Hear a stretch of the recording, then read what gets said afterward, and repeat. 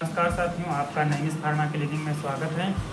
आज हम बात करने वाले हैं कि फीवर जिसे कहते हैं बुखार या ज्वर, तो क्या होता है और कितने प्रकार का होता है और यह कैसे फैलता है, बैक्टीरिया द्वारा फैलता है या कैसे फैलता है। आज इसकी सारी चर्चा करेंगे। आपका हमारे चैनल में स्वागत है। आइए आज हम बात करते हैं कि फीवर क्या होता है। तो फीवर हमारे शरीर या बॉडी का टेम्परेचर नॉर्मल टेम्परेचर से अधिक हो जाना या ऊपर हो जाना फीवर कहलाता है। तो फीवर ओरली माप के द्वारा एक स्वस्थ व्यक्ति का शरीर का टेम्परेचर 96.6 फ़ारेनहाइट से 98.6 फ़ारेनहाइट होता है। और आइए बात करते हैं कि टाइप्स ऑफ फीवर या फीवर बुखार के प्रकार कितने होते हैं। तो सबसे पहले कॉन्टीन्यूअस फीवर जिसे कहते हैं लगातार बुखार। तो लगातार बुखार के बारे में बात करते हैं तो यह फीवर जिसमें सामान्य से ऊपर और बेस लाइन को नहीं छूता है, यह आमतौर पर इन्फेक्शन के कारण होता है। यह फीवर का उदाहरण है टाइफाइड फीवर। टाइफाइड है फीवर, मलेरिया और लेप्टोस्पिरोसिस फीवर, चिकनगुनिया आदि होते हैं। तो दूसरा है रिमिटेंट फीवर। रिमिटेंट फीवर क्या होता है? यह कभी कभी बुखार बहुत तेज़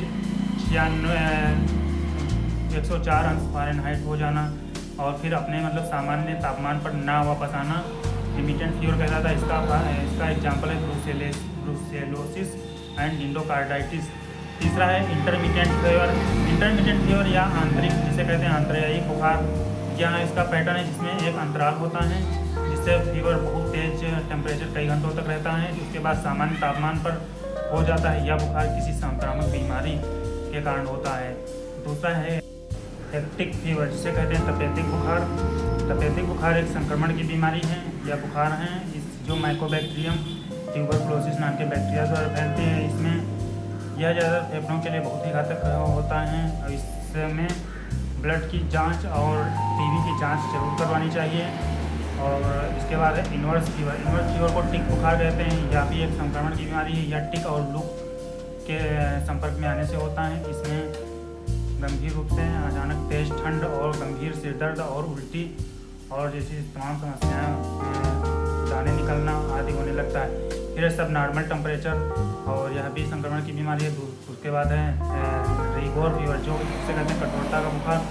तो यह एक ऐसी स्थिति में जिसमें तापमान सामान्य के ऊपर फिर उसके बाद में कंपकपी और बहुत तेज़ ठंड जैसे महसूस होने लगती है। उसके बाद बुखार के कारण तो कारण है वायरल इन्फेक्शन। वायरल इन्फेक्शन बहुत काफ़ी तेज़ी से चल रहा है, उसके कारण हो सकता है। बैक्टीरियल एंड फंगल इन्फेक्शन के कारण हो सकता है। फिर थ्रेड के कारण हो सकता है। फिर न्यूमोनिया और फ्लू एंड ब्लड की कमी के कारण भी हो सकता है। उसके बाद है यूराइन ट्रैक्ट और थायराइड की समस्या और स्ट्रोक के कारण और चोट या इंजरी के कारण भी फीवर हो सकता है। फिर ट्रीटमेंट की बात करें तो ट्रीटमेंट डायग्नोसिस के आधार पर ही किया जाना चाहिए। अगर डायग्नोसिस में थोड़ा टाइम लग रहा है तो निम्न मेडिसिन दे सकते हैं पेशेंट को, जिससे थोड़ा आराम मिल सकती है। तो हम सामान्य फीवर के बारे में बात कर रहे हैं। अगर कोई अगर समस्याएं ज़्यादा दिख रही तो उसके बाद डायग्नोसिस के आधार पर किया जाए। सामान्य फीवर अगर है तो उसको डोलो 650 सुबह शाम टैबलेट दे सकते हैं। और एंटीबायोटिक के तौर पर ओफ्लाक्सासिन या रेंटेक या सिलाक कोई भी दे सकते हैं।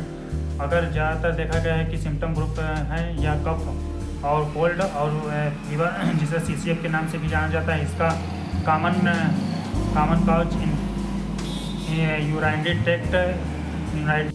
ट्रैक्ट इन्फेक्शन होता है। इसके लिए आपको सॉल्विन कोल्ड सुबह शाम टैबलेट दे सकते हैं। इसके बाद टेक्जिन जिसे कहते हैं मोटोरिक एसिड सिट्रजिन के टैबलेट सुबह शाम दे सकते हैं। बुखार अगर तेज है तो कालपाल 650 mg सुबह शाम दे सकते हैं। एंटीबायोटिक के तौर पर ओफ्लाक्सासिन दे सकते हैं सुबह शाम। अदर ट्रीटमेंट डायग्नोसिस के आधार पर ही किया जाना चाहिए। अगर जानकारी अच्छी लगी तो हमारे वीडियो को लाइक और शेयर कर दें और ताकि और ऐसे ही वीडियो देखने के लिए हमारे चैनल को सब्सक्राइब कर लें ताकि हर अपडेट सबसे पहले आप तक पहुँचे। नईमिस फार्मा क्लिनिक को अवश्य सब्सक्राइब करें ताकि सबसे पहले वीडियो आप तक पहुँचे। थैंक यू दोस्तों, नमस्कार। मिलते हैं अगले वीडियो में।